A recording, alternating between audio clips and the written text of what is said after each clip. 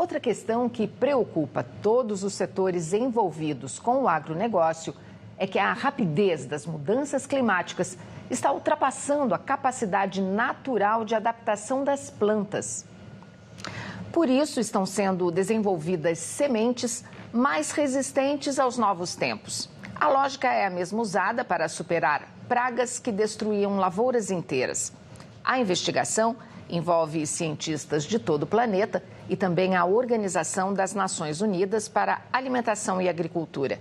Aqui no Brasil, a Embrapa já tem um trabalho grande com plantas adaptadas à falta e ao excesso de água, por exemplo.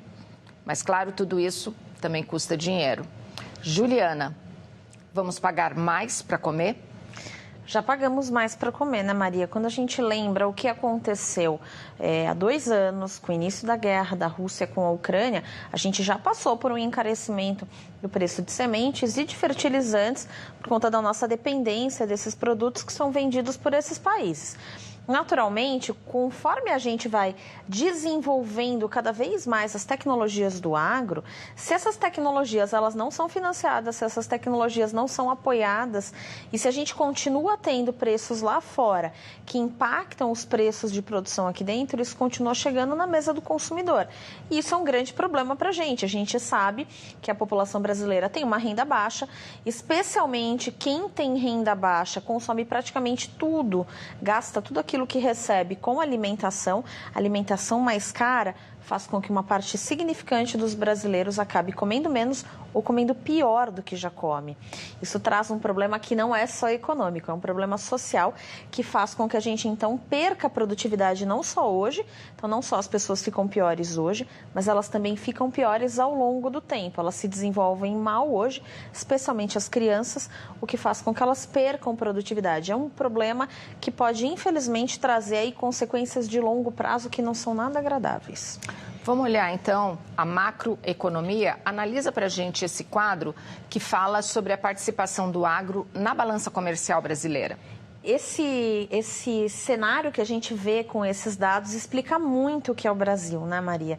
A gente fala muito que o Brasil é um agroexportador. Realmente, nós somos um país agroexportador. A maior parte da nossa balança comercial, do saldo dessa balança comercial, fica muito para o agro, né? Ela é puxada muito pelo agro. Não significa que nós não exportamos outras coisas. A gente exporta outras pautas, né? A gente exporta minério, a gente exporta outros produtos, mas o agro tem encabeçado bastante essa nossa comercialização com o resto do mundo. Então, só explica para a gente também, desculpa, Juliana, explica para a gente essa parte de baixo aqui do gráfico. A parte de baixo do gráfico é quanto os outros setores contribuem dentro desse nosso saldo da balança, né? Então, quando a gente olha os outros setores, na verdade, o que está acontecendo é que a gente mais compra coisas de fora, naturalmente, do que vende coisas para fora, né? É o que acontece ao contrário no agro. No agro, na verdade, nós somos os grandes vendedores.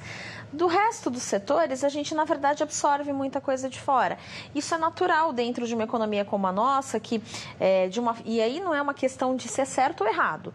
É o caminho que nós tomamos. A gente vende muito do agro para fora. Em contrapartida, dado que a gente se especializou nessa produção, a gente não trouxe muita tecnologia para outros setores, a gente não desenvolveu conhecimento, talvez, para fazer tecnologia de ponta para outros produtos, então a gente precisa trazer de fora, né? Então, quando a gente olha esses números, a gente percebe quanto, primeiro, é importante que nós continuemos, né, a pensar na produtividade do agro. Foi esse caminho que a gente escolheu, então a gente precisa ou pensar em outros caminhos, é uma possibilidade, mas se a gente quer continuar nessa onda de ser um grande agroexportador, a gente precisa continuar investindo, né? Então esse é um ponto importante, porque é esse saldo, né? E são essas barras verdes que explicam muito, porque muitas vezes, quando outros setores não desempenham tão bem, o Brasil ainda consegue um crescimento que não é tão pequeno. A gente viu aí em 2023, 2,9%, apesar dos pesares. O agro é muito responsável por isso.